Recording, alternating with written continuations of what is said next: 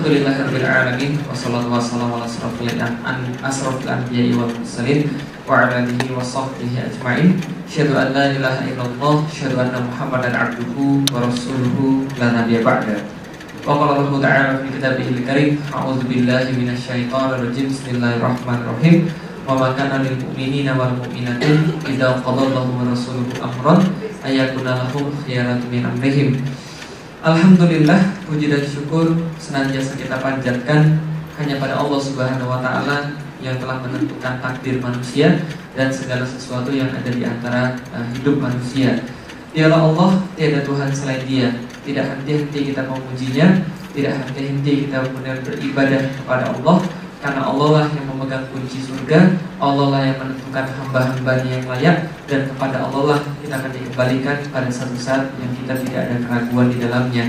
Salam dan salam semoga tercurah dan terlimpahkan pula kepada baginda Nabi besar Muhammad sallallahu alaihi wasallam yang juga telah mengajarkan kepada kita bagaimana hidup di dunia dengan sempurna, hidup di dunia dengan baik, dan juga mengajarkan kepada kita bahwa dunia tidak lebih daripada sebuah ladang di mana kita bercocok tanam, dan di akhiratlah kita akan menuai seluruh apa yang kita telah tanam di dunia. Dan mudah-mudahan kita tidak menanam kecuali yang baik dan tidak menuai kecuali yang baik ketika di akhirat.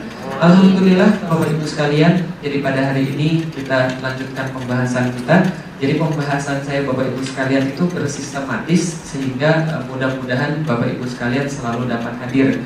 Nah, pada hari ini kita kemarin kita sudah bahas tentang bagaimana orang ini menuju iman, bagaimana bahwa Islam itu bukanlah sebuah keterpaksaan, juga bukan sebuah turunan, tapi sesuatu yang menjadi kita pilih.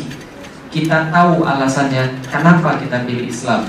Kemarin lagi kita sudah bahas bahwa Islam itu juga sebuah pilihan, bukan sebuah hal yang bersifat takdir. Nah, sekarang gantian kita bahas yang bersifat takdir. Karena ini, pembahasan ini memang dianggap remeh. Tapi sayangnya, gara-gara pembahasan yang salah tentang takdir, Bapak Ibu sekalian, banyak orang yang mereka keimanannya tidak sempurna secara mereka tidak sadar. Karena seringkali takdir ini dijadiin kambing hitam, Bapak Ibu sekalian. Dijadiin kambing hitam orang untuk tidak melakukan sesuatu atau tidak bisa melakukan sesuatu. Nah, karena itu ini pembahasan yang sangat penting dan memang agak lebih berat daripada pembahasan yang kemarin. Karena memang ini pembahasan ini sudah menjadi perdebatan di antara para ulama sejak munculnya filsafat Yunani di dalam kehidupan Islam. Jadi gini Bapak Ibu sekalian, perlu saya kasih tahu, para sahabat tuh nggak pernah nanya tentang takdir. Sahabat tuh nggak pernah nanya tentang takdir, karena mereka semua paham tentang takdir, karena mereka hidup di zaman Rasul. Maka mereka tidak pernah tanya tentang takdir. Karena itulah mereka paham tentang takdir, karena memang diajarkan langsung dari Rasulullah. Tapi di zaman kita beda, banyak orang bertanya tentang takdir. Misal, takdir bisa dirubah nggak sih? Gitu kan ya? Terus pertanyaannya lagi, apa memang takdir saya begini? Atau memang takdir saya begitu? Gitu kan ya? Itu nggak ada pertanyaan dari zaman dulu. Pertanyaan kayak begitu baru datang ketika Islam itu menguasai wilayah-wilayah Persia dan wilayah-wilayah Yunani. Nah, ketika Islam menguasai wilayah Persia dan Yunani, jadi coba bayangkan Bapak Ibu sekalian, Islam itu dari nol, menguasai cuma Madinah doang. Yang Madinah itu nggak lebih besar daripada Jakarta. Tapi dalam jangka waktu kurang daripada 30 tahun, ya, kurang daripada 30 tahun, wilayah Islam itu meluas jadi 100 hari perjalanan kuda. Jadi kalau kuda jalan 100 hari nggak berhenti-berhenti dari timur sampai ke barat, itulah kekuasaan Islam.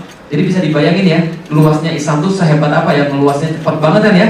Nah, karena cepat banget Islam ini meluas, ketika bersentuhan dengan Yunani, ketika bersentuhan dengan Persia, maka mulai muncul pertanyaan-pertanyaan. Tuhan itu sudah mentakdirkan sesuatu atau boleh kita milih? Jadi orang jahat itu takdir atau jadi orang baik itu takdir? Dengan miskin, kaya itu takdir atau pilihan dan sebagainya. Nah, ini insya Allah akan kita bahas. Sebelum kita bahas tentang takdir ini, saya ingin perkenalkan Bapak Ibu sekalian tentang seorang pemuda. Ada yang tahu? Pada waktu tahun 1966 lahir seorang anak dari daerah Bronx, New York. Kita tahu kalau andaikan kita lihat di dunia ini, tempat paling berbahaya kan Amerika. The most dangerous place on earth itu adalah Amerika. Di antara daerah-daerah kriminal yang ada di Amerika, New York itu menempati hampir yang paling tinggi. Dan di kota New York ada satu wilayah yang sangat berbahaya, namanya daerah Bronx di New York. Itu daerah yang paling berbahaya. Ini anak lahir di sana pada tahun 1966 dan dia otomatis dibesarkan di jalan karena keluarganya adalah bapak ibunya broken home. Karena itu dia adalah anak broken home, kerjanya berantem di jalan setiap hari, maka dia tumbuh dengan kekerasan di jalan, Bapak Ibu sekalian. Apa yang dia lakukan setiap hari? Bertengkar dan berantem. Dan hebatnya, semua lawan yang dia berantemin itu semua kalah, Bapak Ibu sekalian. Karena dari kecil dia sudah terbiasa berantem, dia tumbuh menjadi orang yang memang bertangan besi. Dalam arti literally, benar-benar bertangan besi. Ketika suatu hari ada seorang pelatih tinju namanya Kasdi Amato, lewatlah dia di daerah Bronx, kebetulan melihat anak ini berantem dan dia terkesima betapa cepatnya anak ini mengalahkan lawannya dengan tangan kosong. Berani mentalnya, wataknya kuat dan gak takut apapun. Hari kedua dia lewat di daerah yang sama, dia lihat anak ini berantem lagi dan menang lagi, Bapak sekalian. Dan hari ketiga dia lihat lagi anak yang sama berantem lagi dan menang lagi. Maka dia nggak bisa menahan rasa penasaran. Sebagai pelatih tinju, dia melihat ini ada sebuah talent, ada sebuah bakat yang bisa jadi kemudian bintang besar. Dia datangi anak ini, kemudian dia tawarkan, mau nggak kamu saya angkat menjadi orang jadi bintang? Bintang itu apa? Jadi punya banyak duit. Oke, dia ikut dilatih tinju dan kemudian masuklah ke dalam tinju profesional. Dan dia adalah orang pertama termuda yang mengawinkan gelar WBA dan WBC ketika umur 21 tahun. Yang sampai sekarang nggak ada yang menandingi. Dia kemudian jadi petinju luar biasa. 44 kali bertanding, 40 menang KO dan TKO. Dan gak jarang lawan-lawannya dihempaskan dalam waktu kurang dari 1 menit. Mike Tyson menjadi legenda dunia. Orang-orang kenal Mike Tyson, orang hebat luar biasa. Dan memang kemudian dalam setiap pertandingannya ditunggu-tunggu. Sekali kemudian dia bertanding, dia bisa dibayar Bapak Ibu sekalian sekitar 270 miliar sekali tanding, Bapak Ibu sekalian. Dan dalam hidup dia mengumpulkan kurang lebih 400 juta US dollar, Bapak Ibu sekalian. Berapa? 400 juta US dollar. Nolnya ada berapa, Ibu sekalian? Berapa nolnya? 9 ya? 9 ya nolnya. Kalau di Indonesia kan berapa nih kira-kira ini? 3,6 triliun, Ibu sekalian. 1 triliun nolnya ada berapa, Ibu sekalian? Oke, inilah kekayaan Mike Tyson. Dia kemudian punya harta sangat luar biasa, 400 juta US dollar. Dan kemudian dia terkenal kemana-mana, main iklan, dibayar ini, dibayar itu. Dan dia kemudian menuju ke puncak. Mike Tyson, pertanyaan saya sederhana, dengan uang sebanyak itu, sekarang Mike Tyson lagi ngapain? Lagi ngapain Mike Tyson? Masuk penjara, dia sudah keluar dari penjara, Ibu sekalian. Sekarang ada di mana Mike Tyson? Sekarang Mike Tyson hidup di Las Vegas. Setelah sebelumnya dia sempat jadi satpam di daerah Planet Hollywood. Nah, setelah jadi kepala satpam dan kemudian dia tinggal di Las Vegas dan dia mengumumkan bangkrut pada tahun 2003 dan sekarang dia punya utang. Utang berapa? New York Times melaporkan hutangnya sebanyak 23 juta US dollar. Belum termasuk pajak yang dia hutang di US dan Inggris sebesar 17 juta US dollar. Yang gak akan dia habis kemudian dibayar utangnya itu dengan pekerjaannya yang sekarang. Dia homeless, nggak punya rumah sama sekali, hidup terlantung-lantung dan kemudian nggak punya duit sama sekali. Akhirnya sekarang apa yang dilakukan oleh Mike Tyson? Dia sekarang buka talk show. Jadi dulu ditakuti di ring, pukul orang kemudian sampai mati. Dia kemudian mengkanvaskan lawannya kurang daripada 30 detik seringkali. Sekarang dia hidup dari kemudian komedi, Ibu sekalian, bikin orang ketawa. Hidup ya, dan kemudian itu hidup dengan pas-pasan. Film Hangover, kan ya? Beberapa yang kemudian bisa kita lihat. Ya walaupun alhamdulillah Mike Tyson sering juga datang ke masjid zaman sekarang. Masjidnya ada di daerah Las Vegas, namanya Masjid As-Sabur. Nah, kemudian ini yang bisa kita lihat. Tapi coba kita lihat dulu sekalian. Awalnya miskin, luar biasa. Kemudian melejit jadi orang kaya. Hampir-hampir paling hebat di dunia. Nggak ada yang ngalahin dia, nggak ada yang berani sama dia. Duitnya berapa tadi Bapak sekalian? 4 triliun Bapak sekalian, hampir. Nolnya ada berapa? 12 Bapak sekalian. Nolnya aja nggak hafal, gimana bisa dapat kan? Nah, 4 triliun Bapak sekalian. Nolnya sudah nggak jelas lagi. Duit yang nggak kita bayangkan. Tapi sekarang kemudian jatuh jadi miskin dan utangnya berapa? jutaan US dollar Bapak Ibu sekalian. Untuk kita lihat sekarang. Berarti coba kita lihat. Pertanyaannya sederhana. Itu takdir atau bukan? Bukan. Takdir atau bukan? Bukan. Oke, kalau gitu saya tanya lagi. Sebelum kita jawab, siapa ini? Elvis Presley, yang tuh tahun 77-an tahu ini. Elvis Presley menjelma menjadi seorang pemusik populer. Dia menjadi orang yang paling hebat dalam legenda musik, King of Music kata orang. Gitu ya? Sampai sekarang hartanya nggak habis-habis. Kenapa? Royaltinya masih terus jalan atas lagu-lagunya, dan duitnya banyak banget. Pertanyaan saya sederhana, dia nikmati nggak duit-duitnya itu? Sekarang ada di mana Elvis Presley? Yang kubur, tunggu yaumil kiamat, kan itu kan ya? Pertanyaan saya sederhana, matinya gimana? Hah? Narkoba, Bapak sekalian. Matinya narkoba. Pertanyaan saya sederhana, mati dia narkoba itu takdir atau bukan? Takdir atau pilihan? Tentang baru kemarin dibahas hidup adalah pilihan. Oke, sekarang saya tanya lagi sesuatu yang membingungkan Bapak Ibu sekalian. Ini agak membingungkan. Menurut Bapak Ibu sekalian, hidup ini takdir atau pilihan? Masuk surga, masuk neraka, takdir atau pilihan? Oke, kalau gitu saya tanya lagi. Allah Maha tahu atau tidak? Benar. Berarti yang terjadi hari ini Allah sudah tahu atau belum? Kemarin? Besok? Berarti Allah sudah tahu belum kalau kita nanti akan masuk surga atau masuk neraka? Berarti ketika Allah menciptakan surga dan neraka, kira-kira di situ sudah ada list namanya masing-masing atau belum? Karena Allah Maha tahu. Berarti di surga di neraka sekarang sudah ada list namanya kan ya? Felix di mana, Farhat di mana, ya benar ya? Sudah ada semua kan ya?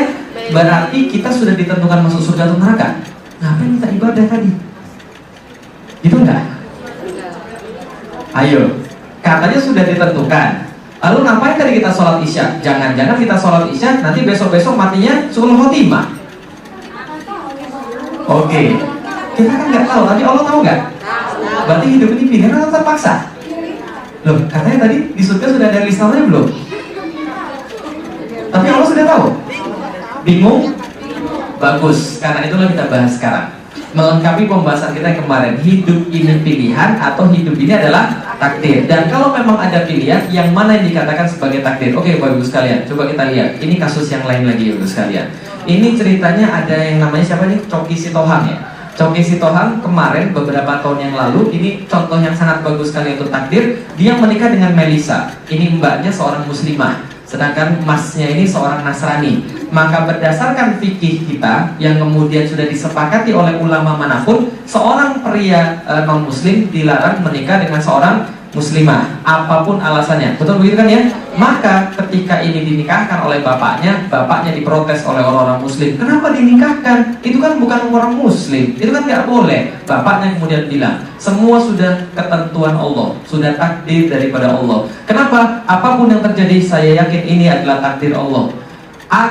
Kita semua sudah ada ketentuan takdirnya. Semua itu bukan kehendak kita masing-masing. Akhirnya kembali pada keyakinan kita, mengharapkan yang mana yang benar. Ini kata bapaknya, langsung saya kutip dari bapaknya sendiri. Maksudnya setelah diberita. Artinya apa? Bapaknya bilang itu adalah takdir. Karena manusia ada 3 yang jadi takdir: ajalnya, rizkinya, dan jodohnya. Semua adalah takdir. Maka bapaknya bilang dia nikah sama orang kafir, itu adalah bagian daripada takdir. Pertanyaan saya, takdir atau bukan? Bukan. Oke, takdir atau bukan? Bukan. Tadi katanya jodoh takdir. Kan ada sebuah hadis yang mengatakan tidak akan dilahirkan anak Adam sebelum ditentukan 1 rizkinya, 2 jodohnya, 3 ajalnya. Kan gitu kan ya? Berarti ini takdir atau bukan? Bukan. Bukan. Takdir. Takdir atau bukan? Bukan atau takdir? Bingung? Bagus. Nah, karena itulah kita bahas dulu sekalian. Oke, kalau itu bahas sekalian, kita lanjutin lagi. Bapak Ibu sekalian, apakah semua ini adalah takdir? Apakah semua ini sudah garis tangan kita? Ataukah semua ini sudah ditentukan oleh Allah segala-galanya?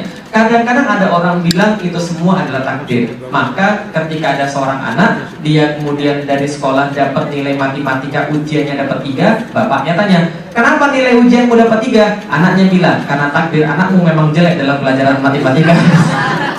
Kenapa yang lain bisa? Itu takdirnya bagus, bapaknya pintar kan? Nah, apakah semua itu adalah takdir atau semua itu adalah pilihan? Garis tangan atau bukan? Ada orang meramal garis tangan. Oh, kalau garis tanganmu begini, kamu jadinya tukang beca, kan ya? Dan sebagainya. Ada ramalan bintang dan sebagainya. Senang lihat ramalan bintang, bagus sekalian?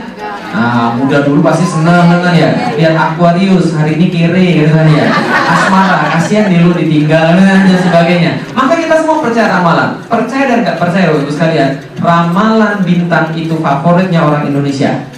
Nggak percaya? Oke, saya kasih tahu. Tahu Twitter tahu? Tahu Twitter? Tahu. Saya termasuk termasuk ya, saya ngomong ustadz juga nggak enak ya, tapi ya oke lah. Saya termasuk ustadz yang kemudian paling banyak followernya di Twitter. Nomor 3 setelah Yusuf Mansur dan Agim. Yusuf Mansur punya follower sekarang 900.000. Agim punya follower sekitar 700-800.000. Felixia punya follower 300.000. Mereka semua dijumlahkan nggak bisa nandingi follower tweet ramalan yang itu 4 juta. Paham itu sekalian? Paham maksudnya? Ustadz nih kalau digabung followernya nggak lebih banyak daripada ramalan ibu sekalian. Artinya adalah apa? Ini kemusyrikan sudah di mana-mana. Kita tetap percaya bahwa segala sesuatu itu sudah diturunkan, ditakdirkan apa adanya tanpa kemudian berpikir sedikit pun. Maka apakah benar semua sudah garis tangan? Semua sudah nasib garis tangan, gitu kan ya? Ini anak, ini kehidupan, rezeki dan sebagainya. Apalagi kemudian muncul ramuan-ramuan atau mantra-mantra. Bagaimana mengubah takdir, ekstra bos, gitu kan ya? Bagaimana merubah jongos menjadi bos, ya kan ya, di TV-TV kan ya? Pernah nggak lihat di TV Indonesia? Apa namanya? Ada iklan begini. Orang lagi ngepel swimming pool, kemudian ada yang nanya, ngapain kolek? Ini lagi kerja ngepel swimming pool. Kamu tuh nggak cocok kerja di air, kamu tuh cocoknya kerja di bawah tanah aja, suruh mati sekalian, kan ya? Nah, seringkali ada iklan-iklan begini, maukah Anda mengubah takdir? Bagaimana caranya mengubah takdir? Klik rek spasi motor, kan ya? Klik rek spasi anu dan sebagainya. Seolah-olah ada mantra mengubah yang namanya takdir. Seolah-olah seorang tuh bisa mengubah takdir dari miskin menjadi kaya. Makanya dukun laku, betul begitu? Nah, kasus yang kemarin yang ada di Indonesia, begitu parahnya orang-orang kita, sampai artis-artis pun semuanya pada mendatangi dukun. Gunung Kawi laku, gitu kan ya, pesugihan laku. Kenapa? Mengubah yang namanya takdir, sekalian. Begitu pentingnya pemahaman kita tentang yang namanya takdir. Apakah seseorang benar sudah dinasibkan miskin, sementara yang lain dinasibkan kaya? Ada orang berusaha terus tapi nggak kaya-kaya, begitu sekalian. Ada orang terus berusaha tapi miskin-miskin aja. Tapi ada orang yang nggak usah berusaha dia kaya. Ada orang yang diam-diam aja duitnya banyak. Nah, berarti benar itu adalah sebuah takdir, kan ya? Terus satu lagi yang bilang, apakah benar seseorang sudah ditakdirkan jadi karyawan, sementara yang lainnya ditakdirkan jadi direktur? Yang satu ditakdirkan jadi ustadz, yang lain ditakdirkan jadi koruptor. Benar nggak semua itu adalah takdir? Untuk menjawab ini yang paling penting. Satu yang paling penting, jangan bahas takdir dikaitkan dengan 3 ini. Jangan bahas takdir ketika dikaitkan dengan ilmu Allah. Tidak boleh dikaitkan dengan kehendak Allah, tidak boleh dikaitkan dengan Lauhul Mahfuz. Karena kalau dikaitkan dengan semua ini, semua pasti salah. Contoh, pernah dengar kisah tentang pencuri dan hakim? Belum, saya cerita. Suatu hari ada seorang pencuri mencuri lebih daripada 1/4 dinar. Menurut hukum Islam, karena sudah lebih daripada 1/4 dinar, maka tangannya harus dipotong. Maka tatkala tangannya mau dipotong, pencuri dibilang, sebentar Pak Hakim, sebentar, saya mau protes dulu. Kan boleh saya protes kan ya? Kan Islam harus mendengarkan kata-kata saya. Iya, silakan kalau Anda mau membela diri. Hakimnya kemudian mempersilahkan pencuri untuk membela diri. Andaikan Bapak Ibu hakimnya, dewan jurinya, saya adalah tersangkanya, pencurinya. Sekarang coba jawab pertanyaan saya, Bapak Ibu sekalian. Bapak Ibu sekalian, dewan juri yang terhormat, apakah dewan juri percaya bahwa Allah Maha Tahu? Dewan juri percaya? Benar? Berarti yang terjadi kemarin Allah sudah tahu? Hari ini? 2 bulan ke depan? Berarti apa yang saya lakukan tadi pagi ketika saya mencuri, itu Allah sudah tahu dari kemarin-kemarin. Allah sudah tahu 2 bulan yang lalu, Allah sudah tahu 3 bulan yang lalu, Allah sudah tahu kemarin bahwa saya ingin mencuri. Betul begitu? Tapi Allah tidak menahan saya. Berarti Allah sudah ACC, Ibu sekalian. Ya kan ya? Karena kalau Allah tidak ACC, kehendak manusia dan kehendak Allah siapa yang terjadi? Kehendak Allah kan ya? Kita selalu berkata, manusia cuma berusaha, Allah yang menentukan. Kan ya? Berarti kalau saya berusaha untuk mencuri, tapi Allah tidak menentukan, jadi nggak tuh pencurian?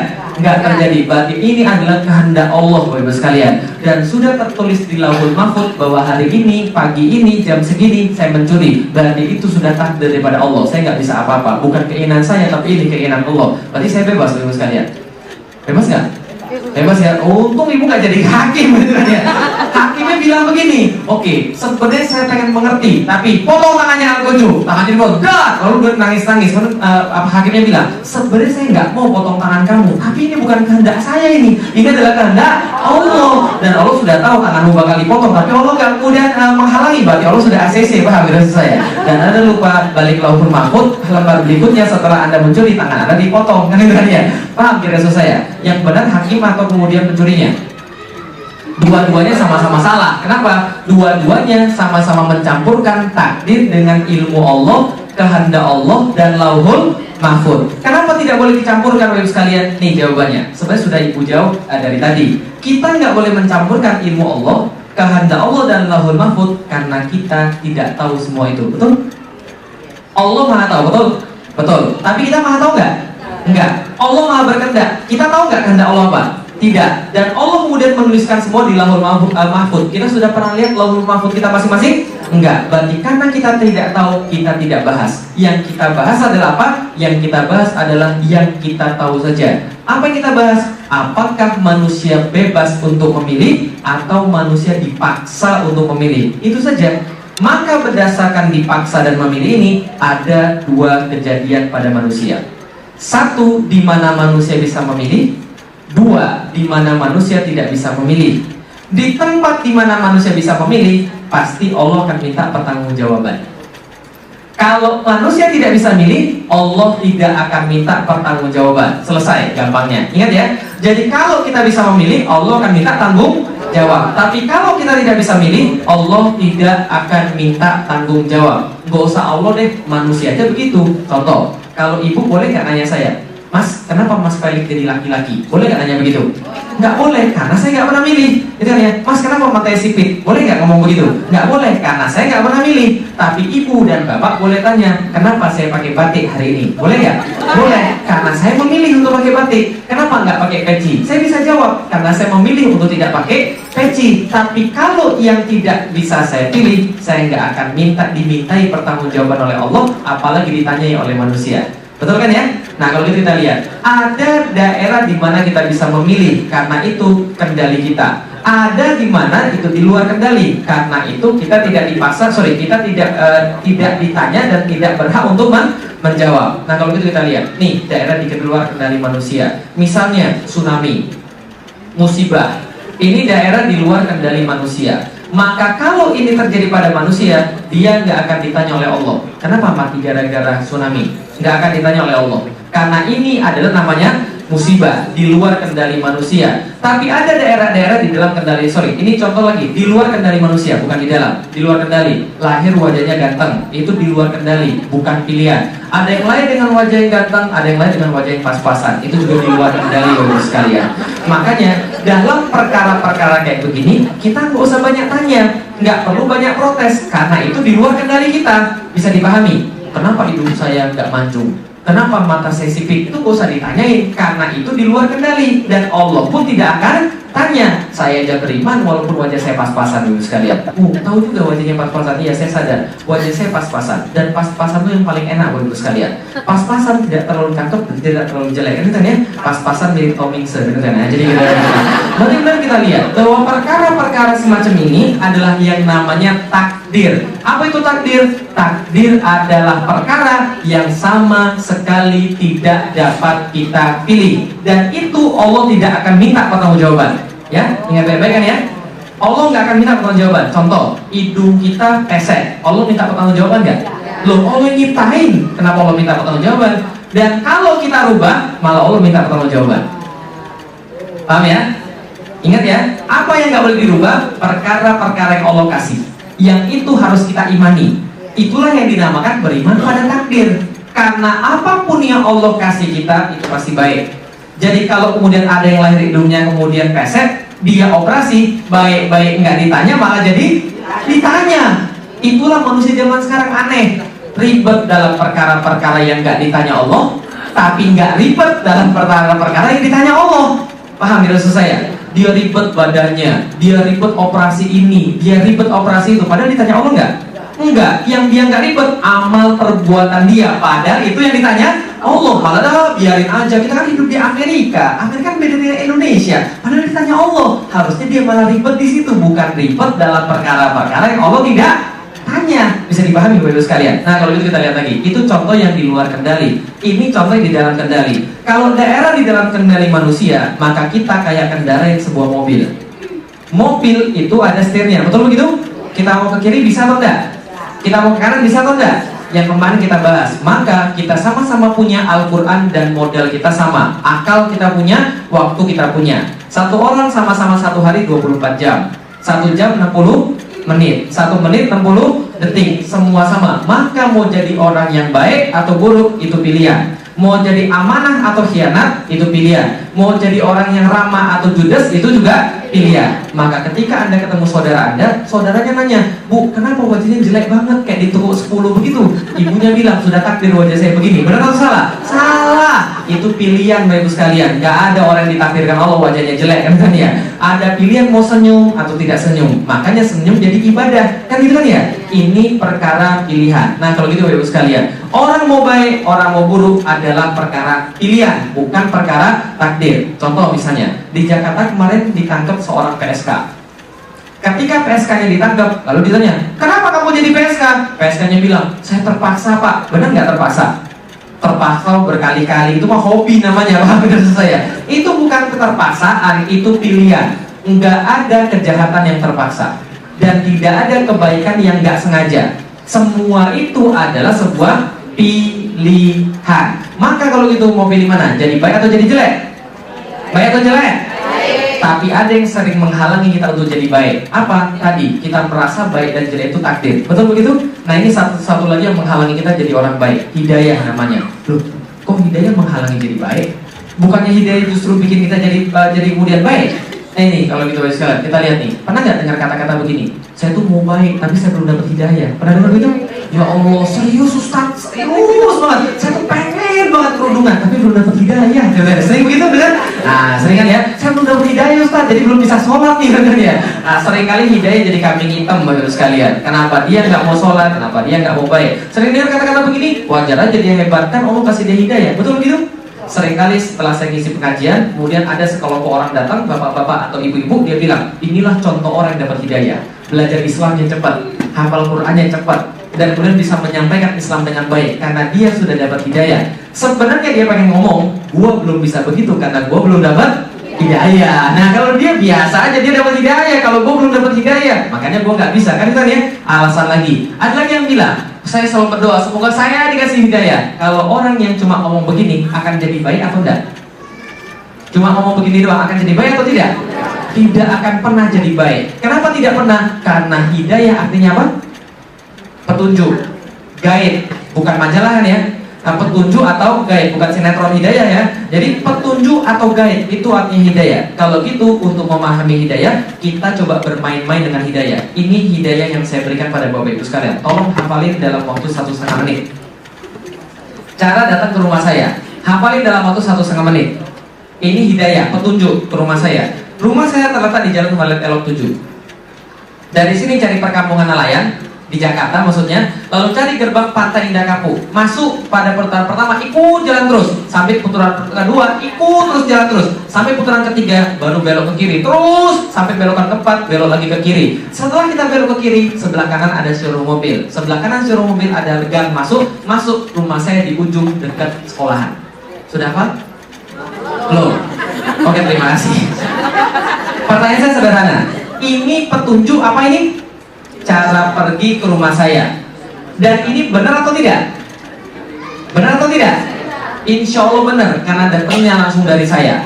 Kan saya punya rumah, betul ya? Maka ini petunjuk pasti benar, karena datangnya dari saya. Tapi kalau datangnya dari ibu itu meragukan, gitu kan ya? Tapi langsung datang dari saya, berarti ibu boleh percaya. Karena saya tidak pernah bohong, berarti itu boleh kemudian dijadiin percaya. Karena ini adalah petunjuk datang ke rumah saya. Anggaplah Bapak Ibu sudah apal petunjuknya, tapi cuma dizikirkan terus diulang-ulangi. Rumah Pak Felix dari sini cari kampung nelayan, putaran pertama lurus, putaran kedua lurus, putaran ketiga belok kiri, putaran ketiga belok kiri. Cuma dizikirkan doang tiap selesai sholat, sampai nggak ke rumah saya? Apa yang kurang? Praktek. Itu yang kurang kan ya? Kalau sudah praktek, insya Allah bakal nyampe. Tapi kalau seandainya cuma dibaca terus, nggak akan nyampe, Bapak sekalian. Pertanyaan kedua, pas baca ini apa yang kita pikirin pertama kali? Yang kita rasakan apa? Jujur aja, pusing. Terus apa lagi kira-kira? Apa lagi? Puyeng, ragu-ragu. Terus apa lagi? Bingung. Apa lagi? Apa? Mau muntah.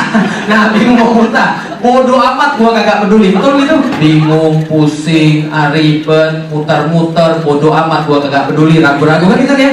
Ini reaksi wajar kalau orang dapat hidayah, ya. Ingat baik-baik ya. Reaksi wajar ketika orang dapat hidayah, bingung, pusing, ribet, muter-muter, bodoh amat, ragu-ragu. Nggak ada orang yang langsung ngerti ketika dapat hidayah, kecuali Abu Bakar As-Siddiq. Gitu kan ya? Nah kalau gitu pertanyaan saya, ini cara datang ke rumah saya, petunjuk datang ke rumah saya. Pertanyaan saya, kalau kita mau mati, kita sudah mati, mau ke surga atau neraka? Surga atau neraka? Surga punya siapa? Berarti yang paling tahu alamatnya siapa? Allah sudah kasih kita belum petunjuk datang ke surga? Sudah kan ya, di mana? Al-Quran. Kalau Al-Quran cuma diulang-ulangi baca doang tapi tidak diamalkan, masuk surga nggak?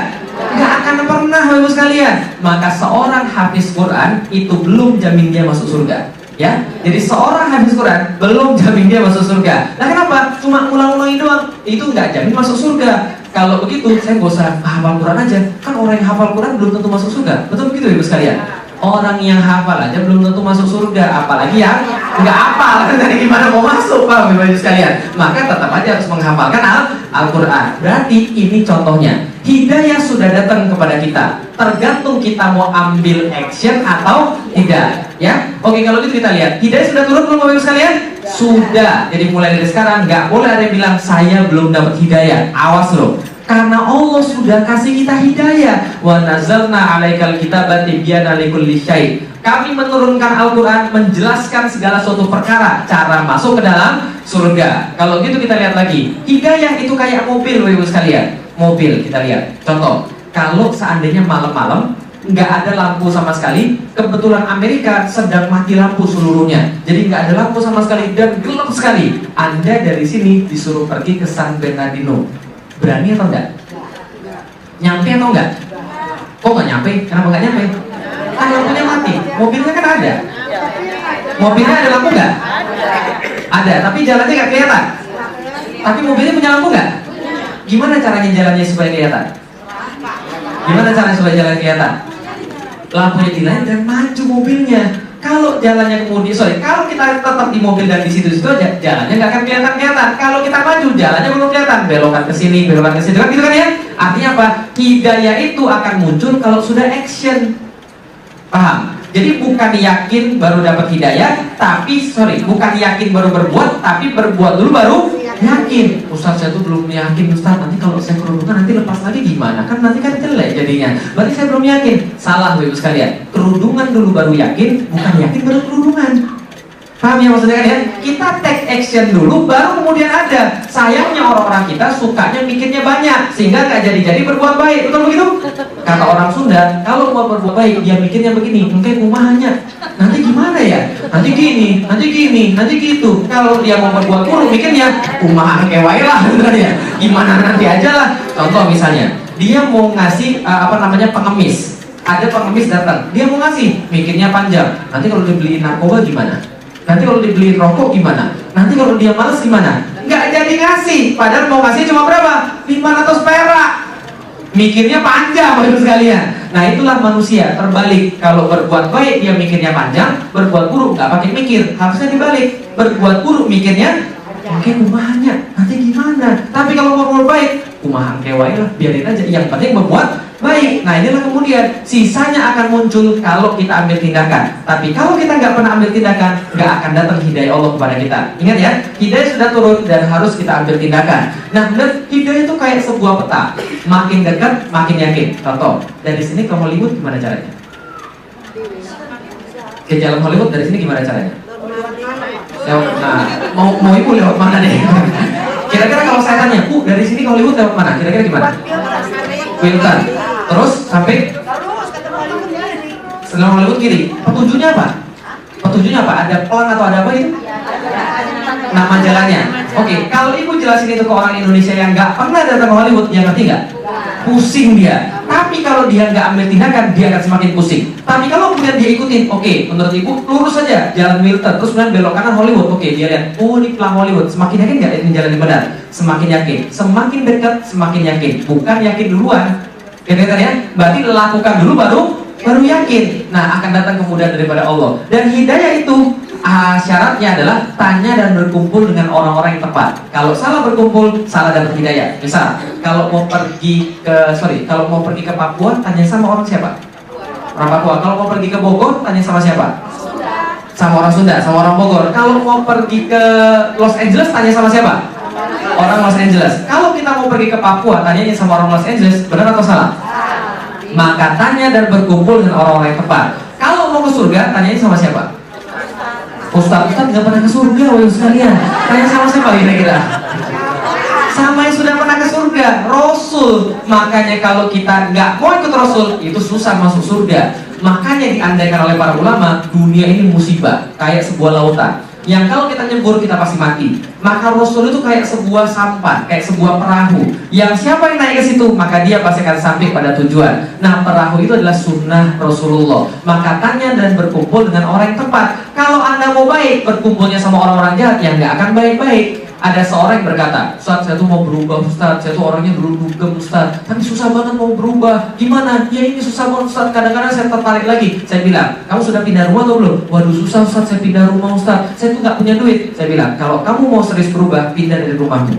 Kenapa? Pindah dari rumah berarti ganti teman, gitu kan ya? Ganti lingkungan. Tapi kalau dia mau berubah, dia di situ-situ aja, itu gak serius namanya. Karena pasti akan ketarik lagi di situ-situ terus. Makanya kata Rasul, yang namanya teman itu menentukan siapa kita. Kalau kita berteman sama penjual minyak wangi, dapat wanginya. Kalau berteman sama orang tukang tungku besi, kita dapat apa? Hitamnya. Gak enak kan ya? Kita nggak dapat besinya, hitamnya dapat. Makanya jangan jadi maksiat pasif. Kalau maksiat pasif, kalau perokok pasif ngapain? Dia nggak ngerokok tapi dapat asapnya. Kalau maksiat pasif, dia nggak maksiat, nggak dapat nikmatnya tapi dapat dosanya. Contoh, nemenin orang pacaran misalnya. Orang pacaran kan kata Rasulullah kan kalau ada dua orang berkholwat kan maksiat tuh.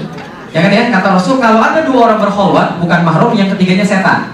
Gitu kan ya? Berarti kalau Anda nemenin orang yang lagi pacaran, Anda jadi setannya kan, bukan ya, kata orang ketiga. Makanya jangan temenin, gitu kan ya.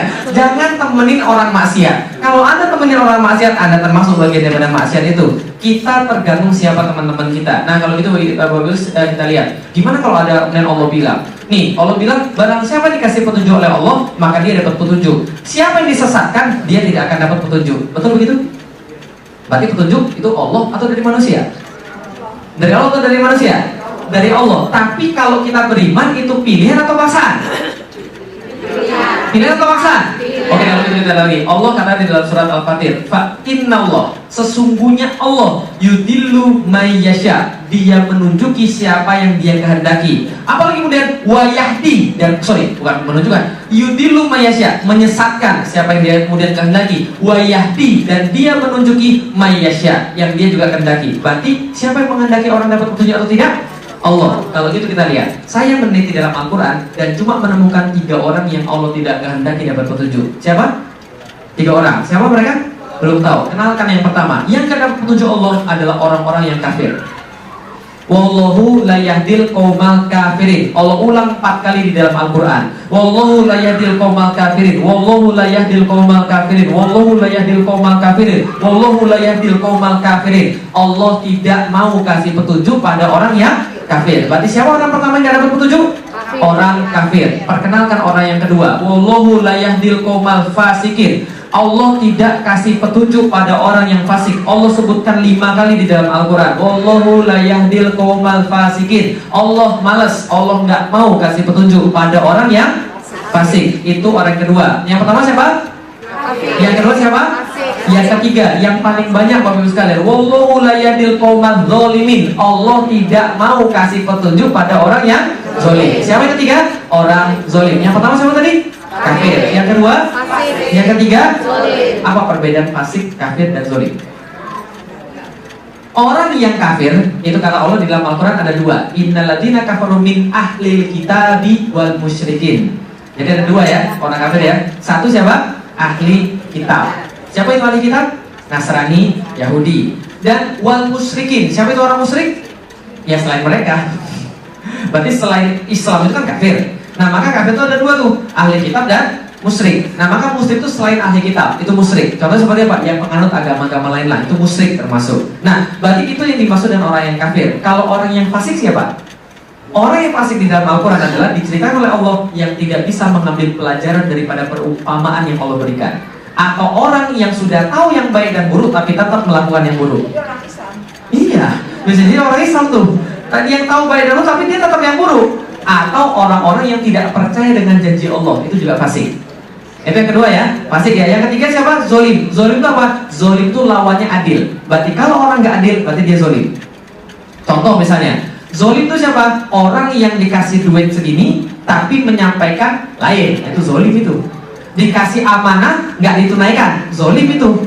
Loh, itu kan munafik Ustaz. Ya munafik itu termasuk kezoliman. Maka kezoliman adalah lawannya daripada kata adil. Apa kesamaan tadi? Tiga-tiga ini kenapa nggak ditunjuki oleh Allah? Kenapa nggak dapat hidayah daripada Allah? Karena tiga-tiga ini punya kesamaan. Apa kesamaannya? Kesamaannya sama-sama disebutkan dalam surat Al-Maidah dalam ayat yang hampir berurutan. Wallahu la yahdil qaumal kafirin, fasikin, zolimin. Disebutkan dalam surat Al-Maidah, wa malam yahkum bima anzalallah faulaika humul fasikun, zolimun, kafirun. Yang tidak mau pakai aturan Allah itulah fasik, zolim, dan kafir.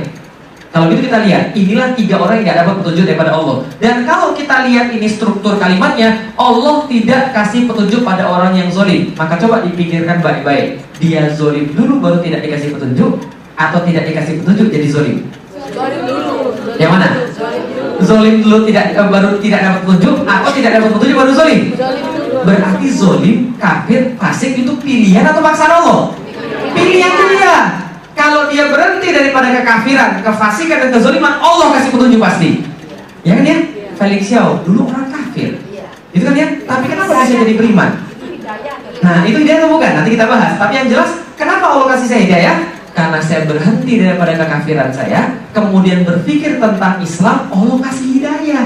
Itu maksudnya. Maka Allah mau belajar. Itu harus berhenti dulu dari fasik, kafir, dan zolim tadi. Lah makanya kita bertanya-tanya, kenapa kita belajar tapi nggak masuk-masuk? Kenapa kita belajar Islam tapi kemudian jadinya gitu-gitu aja? Mungkin gara-gara ini nih. Kita belajar Islam tapi kita masih fasik. Kita belajar Islam tapi kita masih zolim. Ilmunya mentah. Paham kita susah ya? Karena kenapa? Karena Allah nggak turunkan hidayah. Loh, kan tadi Allah sudah turunkan hidayah. Nanti kita bahas. Hidayah itu ada 3, nanti kita bahas. Nah kalau gitu kita lihat lagi sekalian. Allah makanya yang mengatakan di dalam Al-Quran, Innallaha la yughayyiru ma biqaumin hatta yughayyiru ma bi anfusihim. Allah tidak akan merubah keadaan pada diri kita sebelum kita sendiri yang merubah keadaan kita. Berarti jadi baik atau jadi jahat itu pilihan atau takdir? Pilihan. Yang takdir yang mana dong Ustaz? Yang takdir yang mana? Yang nggak kita pilih. Felix lahir sipit, takdir. Rambutnya lurus, takdir. Ada yang kemudian rambutnya lurus, ada yang rambutnya keriting, itu takdir. Ada yang sipit, ada yang belok, itu juga takdir. Ada yang kemudian putih, ada yang hitam, itu juga takdir. Ada yang ganteng, ada yang enggak, itu juga takdir. Itu bagian daripada takdir yang kita nggak bisa pilih. Matahari terbit dari mana? Tenggelam di mana? Itu pilihan atau takdir? Pintar ya ibu sekalian. Segala sesuatu yang nggak kita pilih dan tidak dimintai pertanggungjawaban, itulah takdir. Tapi sesuatu yang kita pilih dan yang akan diminta pertanggungjawaban itu pilihan, bukan takdir yang akan dihisap oleh Allah. Jadi itu yang kita bahas. Ya, oke kalau gitu kita lihat lagi. Nah, ini balik lagi. Hidayah ada 3. Nah, habis bahas ini kita akan tahu pilihan atau takdir. Ya. Jadi gini, hidayah itu ada 3. Ini nafsu ibunya. Nah, jadi yang namanya hidayah itu ada 3 ibu sekalian. Satu namanya hidayatul hulki. Apa namanya? Hidayatul hulki. Hidayah itu petunjuk, hulki itu penciptaan. Berarti hidayah yang turun bersama penciptaan manusia. Semuanya dapat. Mau dia adalah lahir dimanapun, dia lahir kapanpun, pasti dapat yang namanya akal. Apa ini kemudian dalilnya? Allah katakan di dalam surat Al-Balad, wa hadainahu najdain. Kami sudah tunjukkan kalian ada 2 jalan. Dalam ayat yang lain, fa'alhamaha fujuraha wa taqwaha. Kami kasih mereka jalan, mau jalan yang fajir atau jalan yang takwa. Kan itu kan ya? Berarti Allah kasih kita akal. Ini hidayah pertama. Allah kasih kita akal. Ini hidayah pertama. Maka orang yang disuruh beriman cuma yang punya akal. Kalau ada orang mohon maaf lahir cacat mental. Dosa nggak dia? Dia nggak punya dosa. Dan itu bukan dosa bapak ibunya, itu ujian dari Allah buat bapak ibunya. Ya kan ya? Kalau ada anak lahir autis, mohon maaf, itu salah bapak ibunya atau bukan? Bukan, itu ujian Allah untuk memuliakan bapak ibunya. Bagaimana bapak ibunya menghadapi anak itu? Gitu kan ya? Berarti dia akan dapat hisab Allah atau tidak? Anak yang lahir tanpa ada kemudian mental yang bagus, dia nggak akan dapat hisab Allah. Maka Rasul katakan, orang itu kemudian tetap akan dihisab oleh Allah kecuali dalam 3 hal. 1, gila sampai dia kemudian sadar. 2, pingsan sampai dia sadar. 3, tidur sampai dia sadar.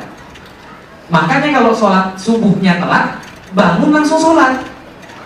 Jangan ditinggal, karena kita lagi tidur. Telat, bangun, udah jam 7, langsung sholat.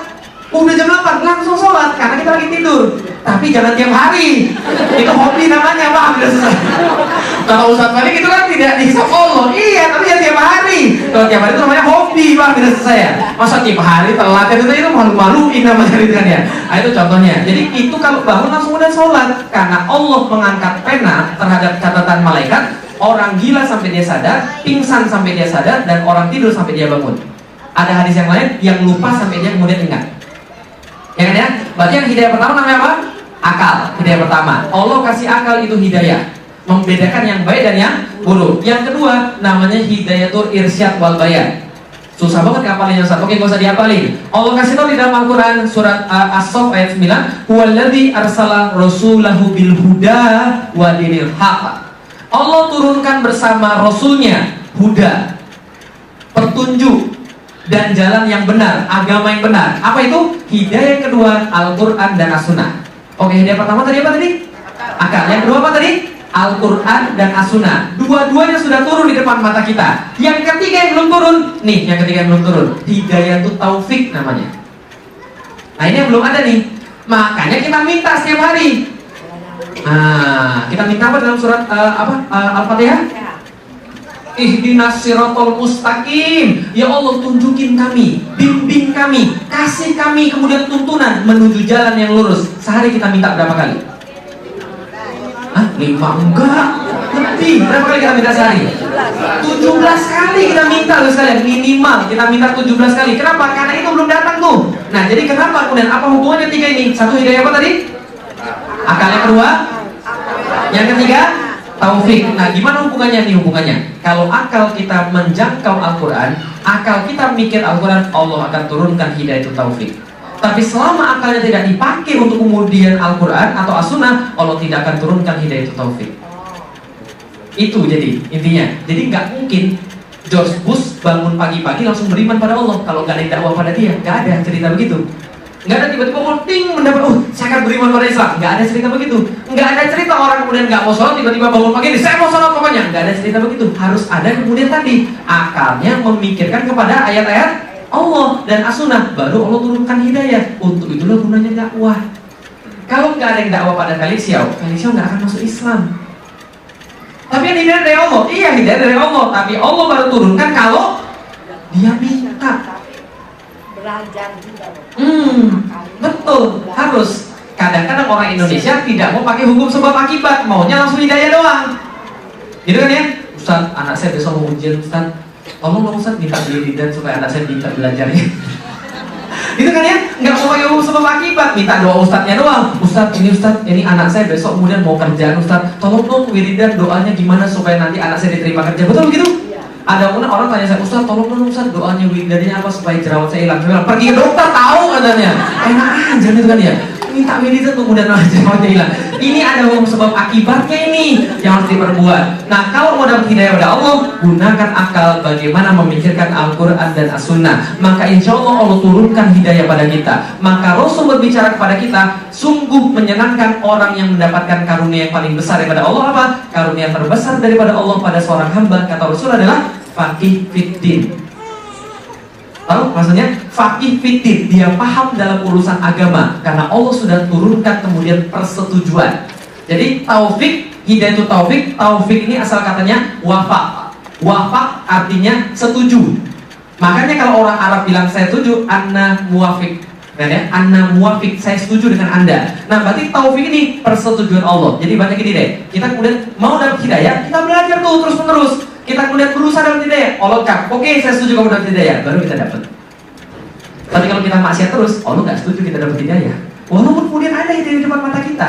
Gitu ya? Nah sama kayak orang tua saya misalnya, dia belum muslim, kenapa? Saya sudah jelasin akal pada dia, saya sudah jelasin kemudian wahyu pada bapak saya, tapi belum turun hidayah itu taufik. Kenapa? Karena dia belum mau. Berarti itu bukan urusan saya lagi. Makanya betul kata Allah, innaka la tahdi man ahbabta. Sesungguhnya kalian tidak dapat menurunkan hidayah pada orang yang kalian cintai. Walakinallah, tapi Allah dia lebih mengetahui siapa yang berhak mendapatkan hidayah atau tidak, karena Allah tahu apakah dia menggunakan akalnya untuk mencapai hidayah. Jelas ya? Jadi jangan berharap anak kita tiba-tiba baik kalau sekarang dia nggak baik, kalau kita nggak jelasin pada dia, kalau kita nggak berbuat sesuatu pada dia, kalau kita nggak membuat suatu langkah untuk kemudian memperbaiki dia. Karena hidayah Allah tidak turun cuma-cuma. Jadi kan ya, hidayah Allah turun ketika akal kemudian mengindra wahyu. Nah itulah yang kemudian namanya hidayah kemudian yang kita cari. Maka kita punya akal, Allah turunkan Al-Quran. Kalau kita kemudian mengindra akal, ada 3 jenis. 1, yang menerima Al-Quran jadi muslim. 2, yang menolak jadi kafir. 3, yang setengah-setengah jadi munafik. Jelas ya? Nah, itu tentang hidayah. Oke, ada pertanyaan? Silahkan. Ada? Silahkan kalau ada. Masih bingung? Masih bingung? Berarti jadi orang muslim atau kafir itu pilihan atau takdir? Oke, sebagai pamungkas. Oke, sebelumnya sebagai pamungkas supaya ibu lebih jelas lagi. Nih, ada sebuah hadis. Rasul katakan, tidak ada seorang pun dari kamu sekalian atau tidak ada satu jiwa pun yang hidup kecuali Allah tentukan kedudukannya di dalam surga atau dalam neraka. Tuh. Loh, tadi Ustaz bilang pilihan. Nah ini hadisnya berarti sudah ditentukan dong masuk surga masuk neraka. Serta apakah dia seorang yang sengsara atau sebagai orang yang bahagia? Berarti sudah ditentukan kita bahagia atau sengsara. Kata Rasul sudah. Kemudian sahabat bertanya, loh kalau gitu kalau semua sudah ditentukan, kalau semua sudah tahu masuk surga atau neraka, ngapain kita beramal? Ngapain kita beribadah? Rasul jawab begini, barang siapa yang telah ditentukan sebagai orang yang berbahagia, maka dia mengarah sebagai perbuatan orang berbahagia. Siapa yang telah ditentukan sebagai orang yang sengsara, dia mengarah sebagai perbuatan orang yang sengsara. Ini yang paling penting, beramallah.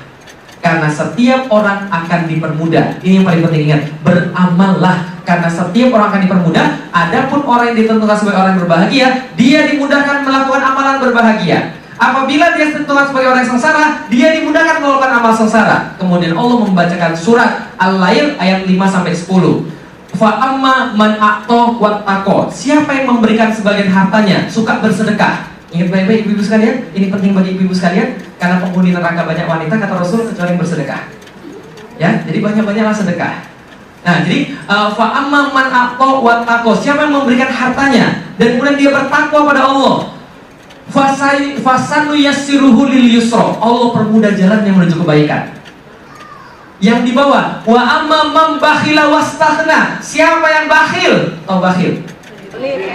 Pelit, gitu ya, medit, gitu ya.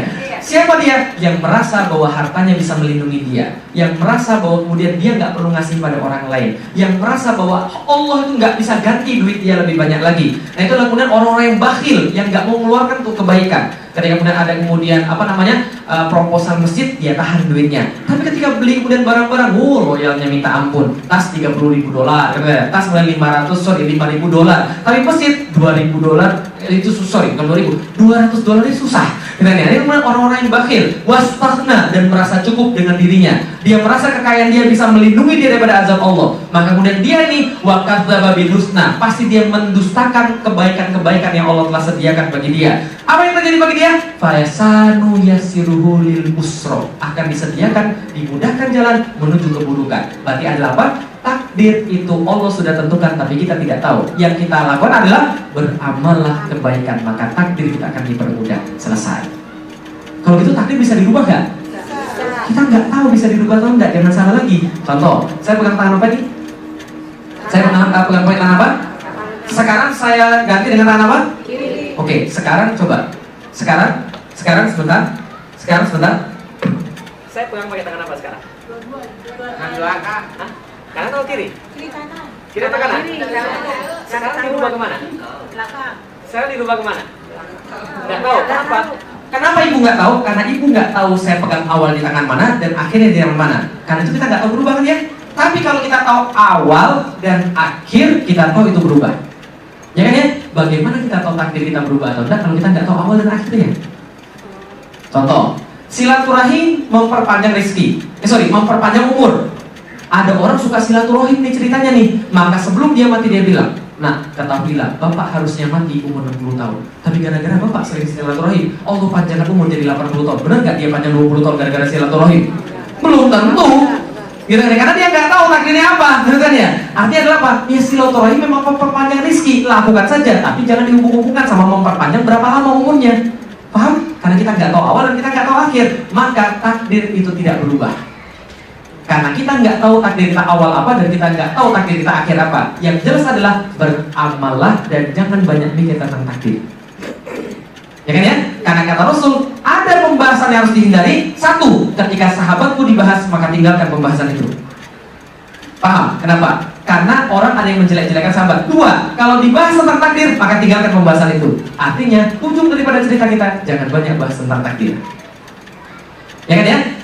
Bahasanya cuma dua. Kalau bisa pilih, itu pilihan.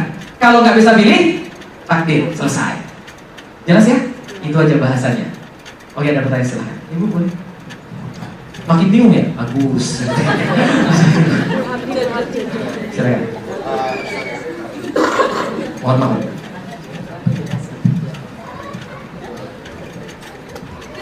Ya, silakan. Assalamualaikum warahmatullahi wabarakatuh. Waalaikumsalam warahmatullahi wabarakatuh. Ustaz, bagaimana kalau menghadapi orang sekarang seperti Ustaz ini disebut hidayah atau kuat, tapi Ustaz kan mau belajar kan? Iya kan? Nah sekarang ada orang tapi nggak mau belajar. Bagaimana kita mau membawa dia ke jalan yang benar gitu loh. Sedangkan dia udah berpikir positif jelek tentang Islam. Sedangkan dia ada di lingkungan kita gitu ya. Maksudnya ada di lingkungan kita, tapi kita mau bilang dia supaya jadi Islam dulu alergi banget gitu sama Islamnya. Udah paling jelek. Nah, jadi apakah kita bilang tunggu aja ntar hidayah datang, sedangkan dia nggak mau belajar? Terus gimana belajar hidayah? Gimana dapat hidayah kalau dia nggak mau belajar?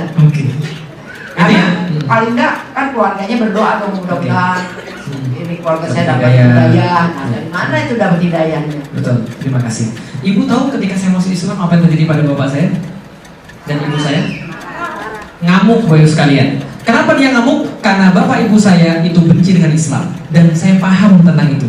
Kenapa saya paham? Karena saya pernah jadi orang non-muslim dan saya pernah diperlakukan jelek sama orang muslim. Jadi sebenarnya yang kita benci itu bukan Islam, tapi muslim. Tapi karena kemudian kita sangka itu adalah praktek daripada Islam yang ngajarin, maka kita benci Islam. Ya, jadi sebelum kemudian saya muslim, saya tahu bagaimana rasanya. Saya punya nenek saya tuh benci banget sama Islam.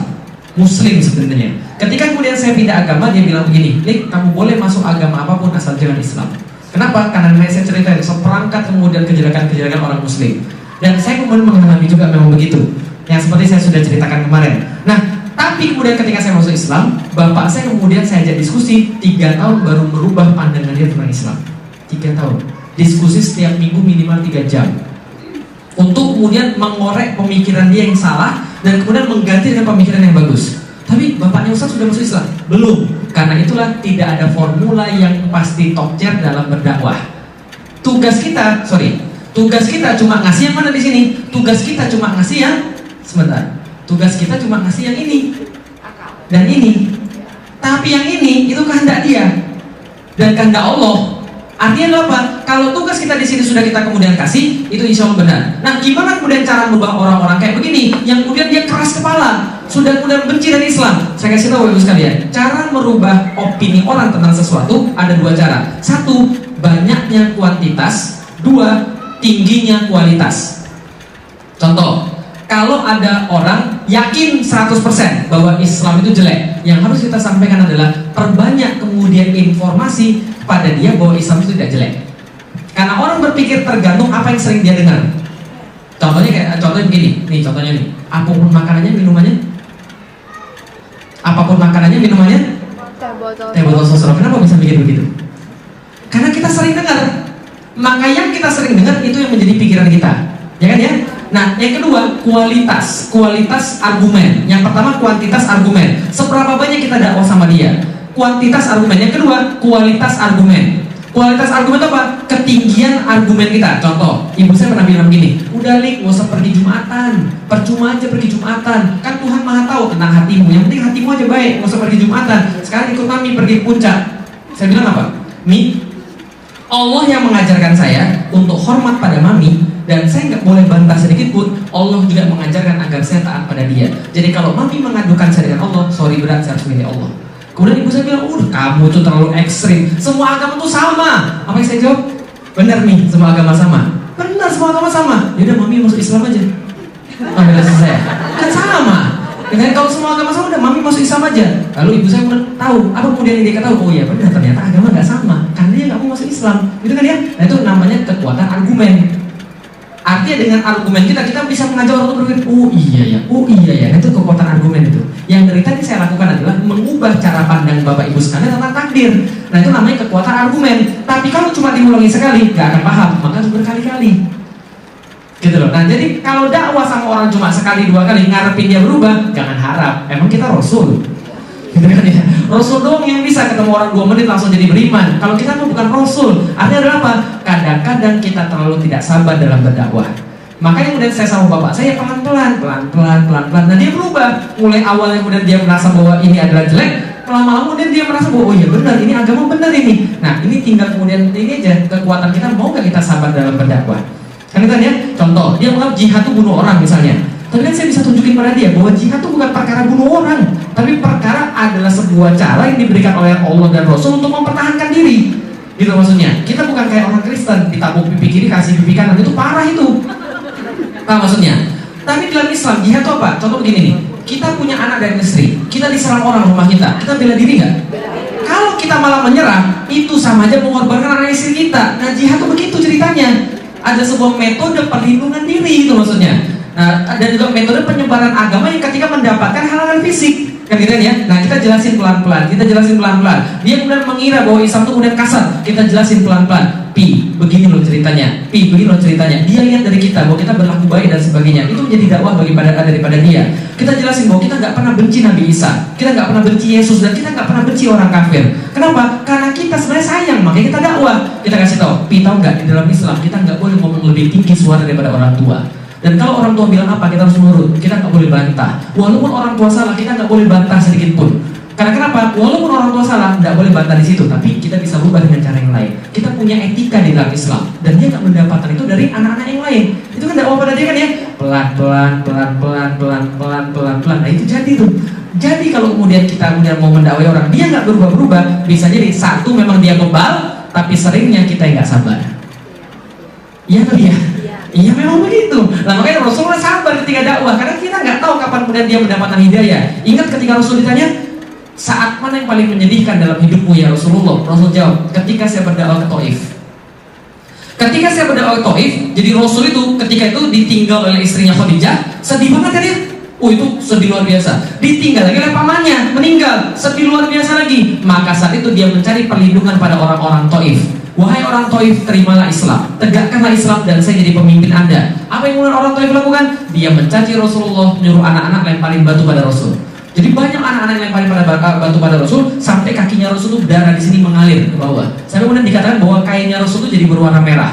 Jadi kainnya Rasul, celananya Rasul berwarna merah. Kemudian Rasul jalan sampai suatu tempat, Rasul duduk di bebatuan dan kemudian berdoa sama Allah. Tahu apa doanya? Doanya bukan mencaci maki orang-orang itu, bukan ya Allah azablah mereka, hancurkan mereka, tidak begitu. Yang Rasul bilang apa? Ya Allah, aku meminta maaf kepadamu atas kelemahan diriku dan juga kekurangan usahaku. Itu kemudian doa Rasul, menyalahkan dirinya, kenapa dirinya nggak bisa mendakwakan pada orang. Dan kemudian datang malaikat, Rasul tuh sudah siap di situ, malaikat penjaga gunung. Kalau mau ditimpakan gunung itu pada mereka, kami sudah siap, tinggal perintahnya aja. Oke, kita tak jatuhin gunung pada mereka itu. Rasul bilang apa? Tidak, aku mengharapkan mereka tidak tahu. Tidak, mereka tidak tahu. Aku mengharapkan muncul daripada keturunan mereka orang-orang yang membela Islam. Dan doa Rasul dikabulkan. Anak mereka semuanya masuk Islam tuh. Ceritanya. Jadi generasi berikutnya, kalau nggak bisa dilihat nggak apa-apa generasi berikutnya. Karena itu udah dakwah Islam. Jadi ya itulah kemudian dakwah, bersabar. Karena kita nggak tahu benih yang kita tanam munculnya kapan. Ya? Nah, dan itu terjadi. Saya punya anak binaan, adik binaan Muslim. Saya kemudian menemukan dia kemudian di kampus. Pas saya bina itu rambutnya gondrong. Ini orang Padang nih ceritanya. Cowok rambutnya gondrong. kemudian kerjaannya musik melulu. Jadi duit untuk beli speaker aja kerjanya. Jadi duit dia habis jutaan beli speaker Bapak sekalian. Suruh nyumbang infak, kasihnya dikit katanya. Wah kesel bener kan. Tapi kalau kita sabar ngajarin dia, kita ajarin ini begini. Sholat subuhnya susah banget karena tidur nggak bisa bangun-bangun. Nah akhirnya kemudian saya bilang apa? Udah kamu sekosan sama saya, sini sekamar dengan saya. Walaupun sekamar dengan saya, tetap susah juga bangun subuhnya. Tetap dakwanya males-malesan. Saya kemudian abis akal. Gimana nih kemudian saya mendidik anak ini? Sudah kemudian sekamar sama saya, sudah saya kasih kemudian setiap hari motivasi, sudah saya ajarin setiap hari. Ternyata kapan berubahnya tahu Bapak sekalian? Berubahnya bukan di tangan saya ternyata. Setelah saya keluar dari kampus, saya lulus, dia kemudian ditangani sama orang lain, berubah 100%. Jadi orang paling hebat di kampus. Jadi punggawa lah di kampus. Dalam arti saya, benar, kita nggak tahu kapan benih yang kita tanam itu muncul.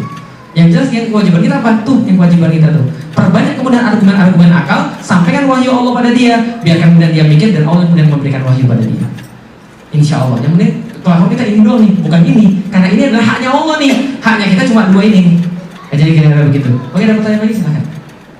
Silahkan ada. Kalau ada silahkan. Silahkan ibu. Boleh mic-nya digeser? Bapak-bapak sabar Pak ya. Ladies first. Silahkan. Assalamualaikum. Waalaikumsalam warahmatullahi wabarakatuh. Maaf sebelumnya Pak. Ya. Tentang hidayah. Kemarin Bapak bercerita mengenai teman Bapak. Ya. Yang Bapak setelah menjadi seorang Ya. saya juga melihat tayangan Bapak mengenai picture daripada tukang beca. Ya.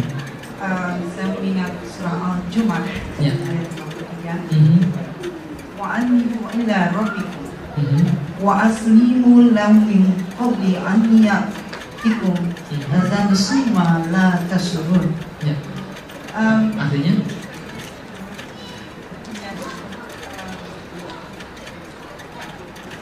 Katakanlah wahai hamba-hamba yang melampaui batas, Ya. janganlah kamu berputus asa dari rahmat Allah. Ya. Sesungguhnya Dialah Maha Pengampun lagi Maha Penyayang. Ya. Begini Pak, Silakan. Bapak mengatakan kemarin tentang seseorang yang kalau dengar azan apa namanya? Al-Jumu'ah ayat berapa Ibu? Ayat 53. 53. Kok nggak ada di Nggak saya? ada sampai Salah kali ya. sampai sebelah saya.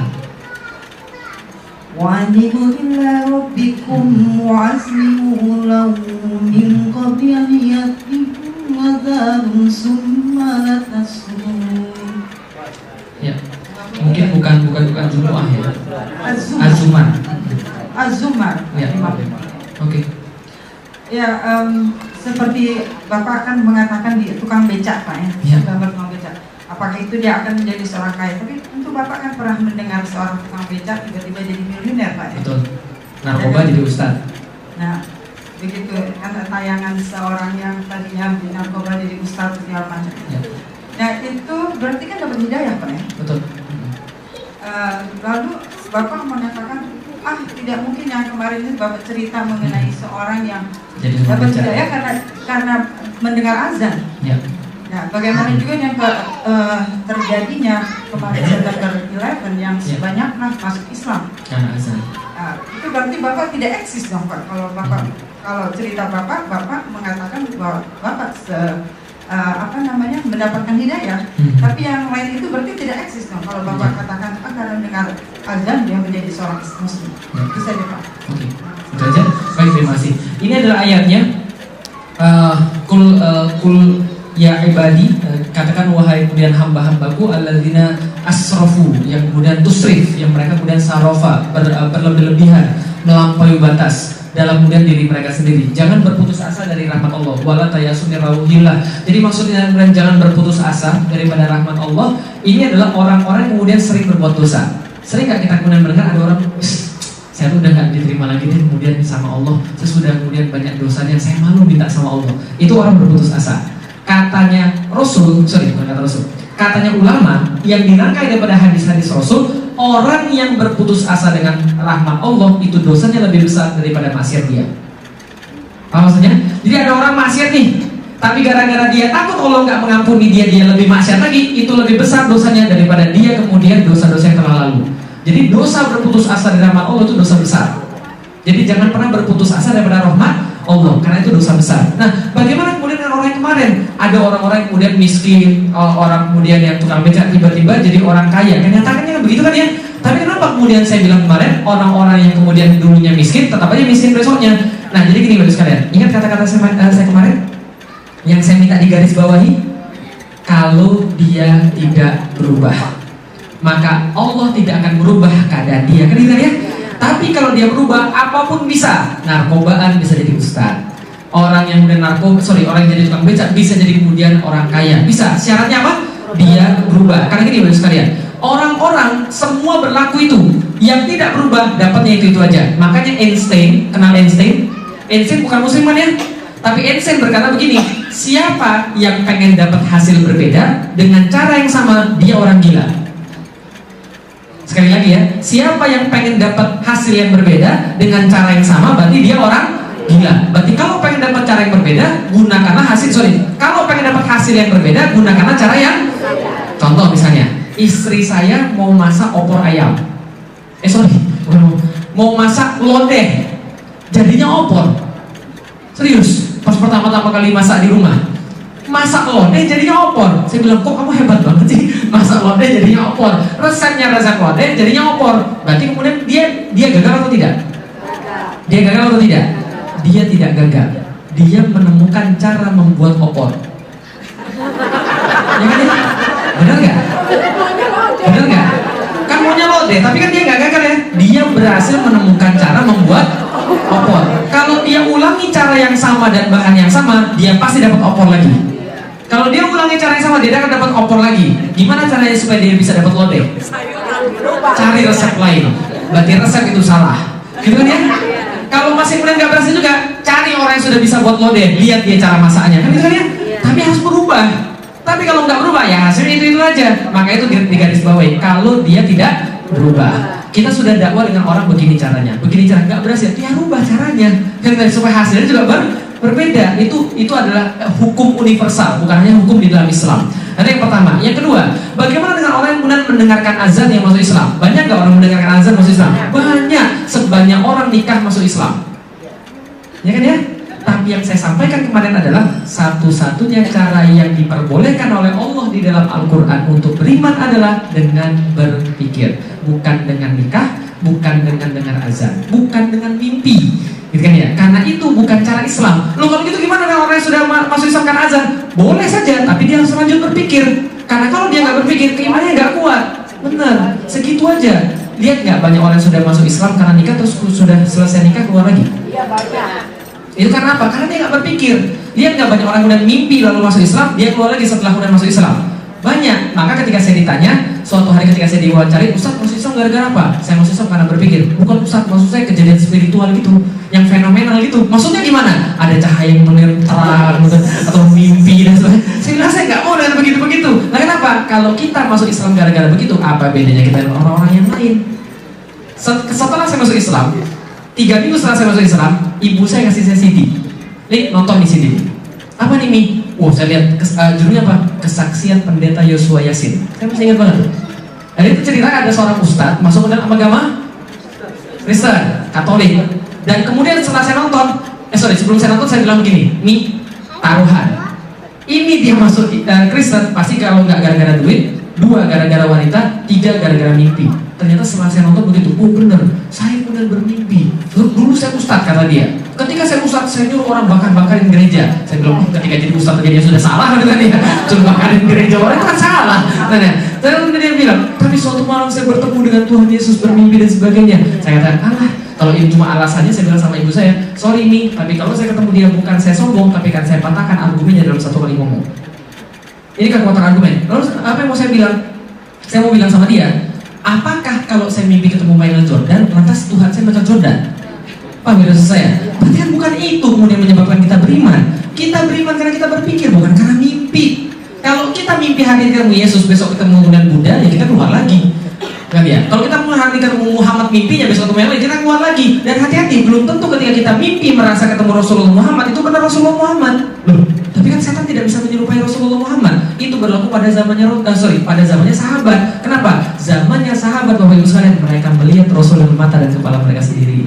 Karena itu mereka tahu siapa Rasulullah dan siapa yang bukan. Kalau kita sudah pernah ketemu Rasulullah bukan? Buktinya kemarin ada orang bilang saya, Ustaz, semalam saya ketemu Rasulullah mimpi, serius. Tapi kalau saya bingungnya kenapa? Kenapa Rasulullah di mimpi saya nggak jenggotan ya? Ya, capek. Paham nggak itu saya? Makanya kata Rasul, mimpi itu ada 3. Kata Rasul ya, mimpi itu ada 3. 1 bagian kenabian, yang jelas bukan kita, karena kita bukan nabi. Kalau Rasul mimpi itu kenabian tuh. Yang 1 adalah bagian kenabian, 2 adalah kemudian bunga tidur, yang 3 gangguan setan. Maka kalau punya mimpi buruk jangan diceritakan, karena itu gangguan setan. Ya. Jadi kalau mimpinya orang beriman mungkin benar. Karena itu adalah kemudian bagian daripada ilham yang Allah berikan. Tapi kayaknya jangan dulu ke situ deh, karena bisa bahaya. Gitu kan? Karena kita orang biasa. Artinya adalah apa? Jangan kita bertitik tolak pada mimpi atau pada azan atau yang tadi. Berarti kalau ada orang masuk Islam kan azan, bagus, kita terusin supaya dia berpikir, supaya dia dapat Islam dan kemudian teguh dan kuat. Nah, jadi kira-kira begitu. Karena banyak orang punya keimanan dengan banyak cara. Ada yang keturunan, ada yang karena azan, ada yang karena menikah. It's okay, nggak ada masalah. Tapi kita tambahin materi yang kemarin supaya mereka jadi imannya jadi kuat karena Allah. Oke? Clear? Clear. Gambar, silakan. Lain-lain, betul. Oh boleh, silakan Bapak. Oh iya, silakan. Sorry Pak ya, jadi bolak-balik. Ya, malahnya banyak. Berarti besok-besok lari berkilo-kilo. Silakan. Ada? Silakan kalau ada. Boleh. Silakan, last one.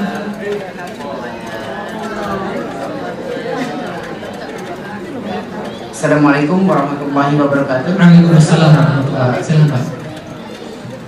Saya tidak bertanya, tidak menjawab. Saya hanya Pernyataan.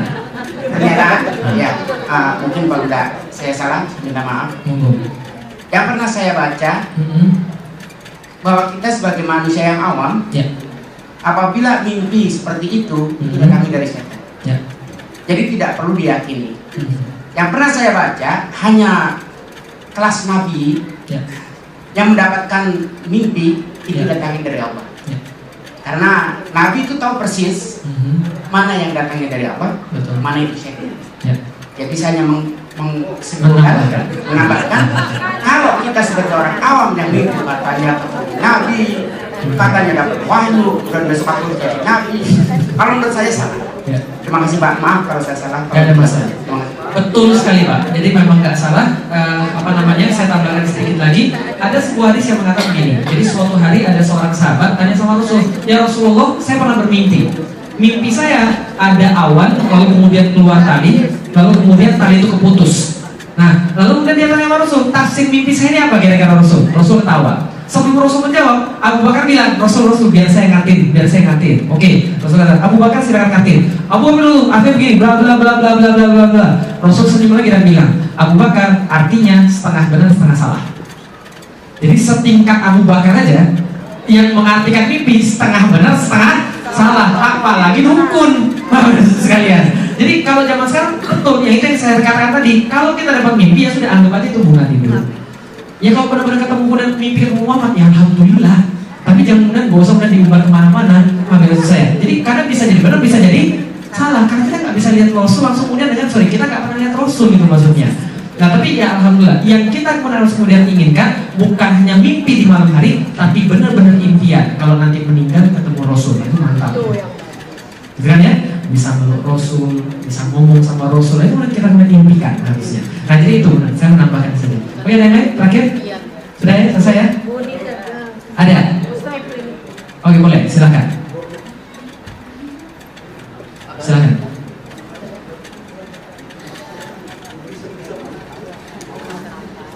Silakan. Assalamualaikum. Waalaikumsalam warahmatullahi. Ustaz, ini soal mimpi lagi. Boleh. Ini saya minta maaf. Apa-apa. Apakah mimpi bisa untuk ini STSB? Saya Ya, boleh.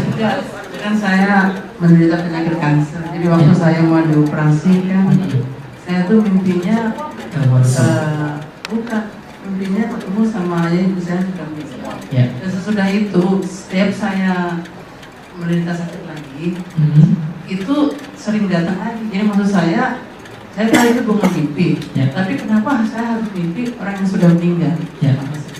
Saya sering mimpi orang sudah meninggal. Saya sering mimpi nenek saya sering mimpi orang sudah meninggal, dan itu biasa. Karena kenapa? Mimpinya bukan tidur.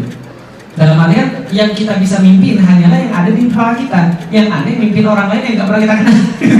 Itu aneh katanya. Tapi kalau mimpinya kita kenal, apalagi ibu sendiri ya bagus lah. Karena apa? Tandanya apa?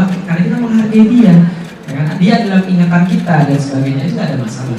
Artinya adalah apa? Mimpi tidak perlu dijadikan sebagai tolak apapun, tapi dijadikan sebagai yang pengingat aja. Oh, berarti ya kita harus lebih banyak mendoakan dia, bersedekah atas nama dia, gitu kan? Ataupun dia melakukan segala macam amal-amal kebaikan, agar kemudian dia mendapatkan amal-amal yang baik juga. Karena anak yang beramal soleh dia juga dapat apa yang dia pesankan lakukan. Dan itu kan dia dapat amalnya juga, insya Allah. Jadi kira-kira gitu. Oke, clear ya? Oke, yang terakhir untuk sekalian, karena ini sudah malam, saya punya buku yang pertama judulnya Beyond Inspiration. Ini buku di Indonesia harganya Rp60.000. Sekarang sudah memang ketika dicetak pertama kali bestseller di Islamic Book Fair 2011. Dan materi-materi kemarin, The Way to Believe dan kemudian Get the Guided Easier yang sekarang tentang takdir dan lain semuanya, besok juga nanti ada materi lagi semua dari buku ini juga. Nah, bukan promosi bukan, tapi buku ini hari ini mau saya jual dengan harga yang spesial pada orang yang istimewa. Nah kan kemarin saya tanya nih, mau jadi orang biasa istimewa, ibu-ibu bilang dan bapak-bapak bilang mau jadi orang istimewa nih. Nah ini mau saya jual dengan harga yang istimewa. Ya, permainannya adalah gampang ya sekalian. Yang sudah pernah tahu mainan ini nggak boleh ikutan. Yang belum tahu mainan ini boleh ikutan. Bu Emi nggak boleh ikutan ya, awas. Karena Ibu Emi sudah lihat di Las Vegas. Nah ini tidak boleh, kemudian yang sudah ikutan nggak boleh ikut. Nah ini jangan bilang-bilang ibu, awas. Nah ini adalah kemudian buku akan saya jual dengan harga istimewa. Maunya berapa? Harganya 60.000 buat di Indonesia. Kira-kira maunya berapa? Di Indonesia masih banyak. Di sini saya jual dengan harga, saya bawa sini terbatas. Jadi cuma 2 di sini jatahnya. Kira-kira mau berapa? $20. Saya nggak mau jual dengan harga $20. Kira-kira berapa? Berapa kira-kira? Menurut ibu pantasnya berapa? Menurut bapak pantasnya berapa? 10. Saya nggak mau jual dengan 10. Apalagi kalau belajar saya nggak mau. Free. There is no such thing as free lunch. Mau berapa kira-kira?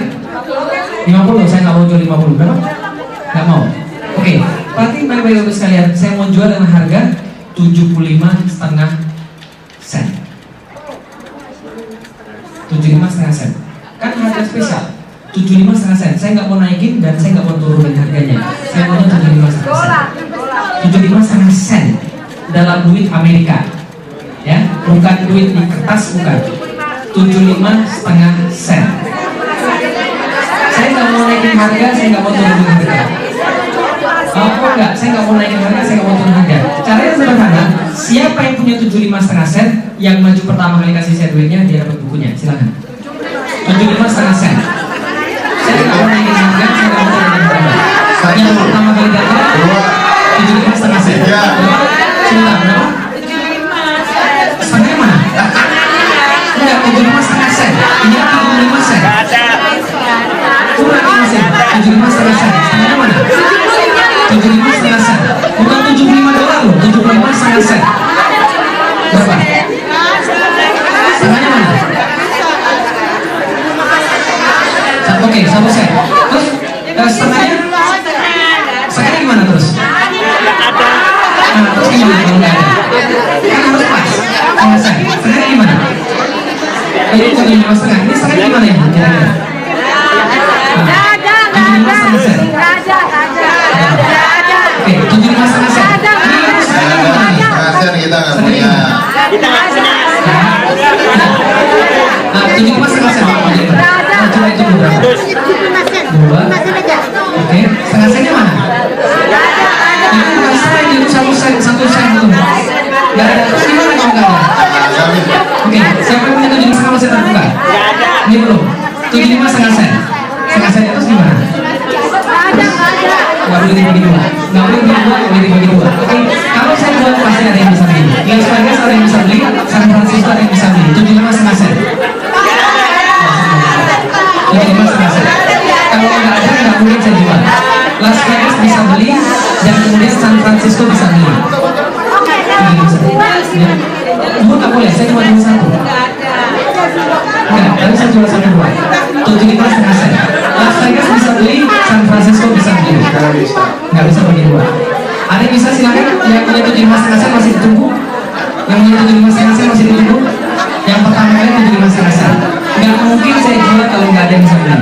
75,5 sen. Oke? Mau? Mau? Yang mau segera, yang punya duit maju ke depan. 75,5 sen, buku ini milih Anda, silakan. Jangan saya bawa 75,5 sen. Enggak ada, ingin saya coba.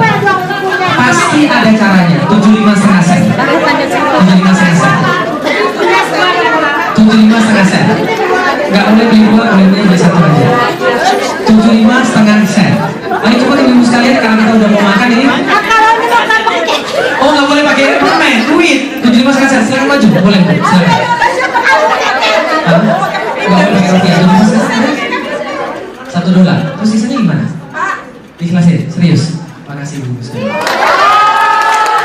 Takbir. Tangannya naik dong. Takbir. Ibu sekalian. Padahal ibu sudah maju, ibu sudah maju, tapi masih mikirin kembalian setengah sen. Ibu sekalian, saya pengen kasih tahu. Pelajaran dari sini adalah, ingat apa yang saya katakan tadi barusan?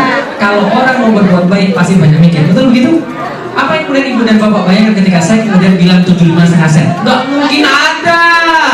Apa yang kita bayangkan? Oh, ustaznya main-main, bohong. Oke, itulah yang namanya setan. Dalam berbuat baik pasti ada setan yang datang pada kita dan bilang kita nggak bisa. Hanya ada duit kemudian datang pada saya dan kemudian action dan kemudian disetirkan kemudian duitnya dia dapat. Dan jangan mikirin kebaikan, lakukan saja. Paham ya saya? Nyesel nggak ibu sekalian? Nyesel? Bagus. Nah sekarang saya kasih tahu lagi. Pak Farhat masih memegang buku saya yang kedua dan saya akan jual dengan harga 69,5 sen. Tapi ada aturannya. 69,5 sen. Tapi ada aturannya. Apa aturannya? Tidak boleh bangun dan datang saya dan kasih duitnya kalau belum saya bilang 3. Ya. Jadi saya bilang 1, 2, 3. Sebelum bilang 3, nggak boleh ada yang bangun dari tempat duduknya. Dan siapa yang duluan datang ke saya, dia dapat buku yang kedua. 69,5 sen. Siap? Siap? Oke. Saya jual ya. Siapa yang berdiri sebelum 3 didiskualifikasi. Oke? Siap ya? 1, 2, 2,5. 1, 2, 3 jadi. Pelajaran kedua, Bapak sekalian. Kesempatan tidak datang 2 kali. Terima kasih. Assalamualaikum warahmatullahi wabarakatuh.